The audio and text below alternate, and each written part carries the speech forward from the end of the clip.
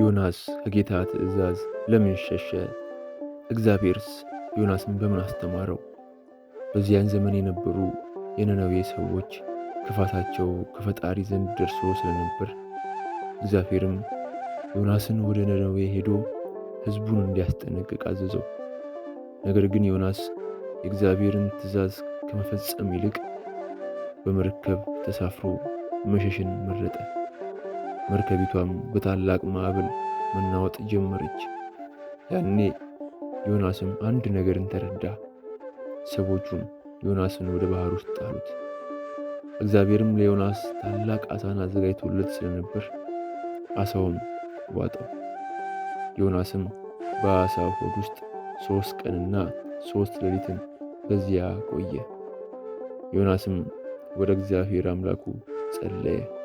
እግዚአብሔርም ጸሎቱን ሰማው። እግዚአብሔርም ዓሣውን ዮናስን በደረቅ ምድር ላይ እንዲተፋው አደረገ።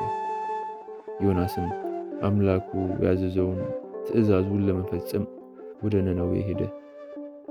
ሕዝቡንም ሰብስቦ ንስሐ እንዲገቡ አለበለዚያ ግን ጌታ ከተማቸውን እንደሚያጠፋ ነገራቸው።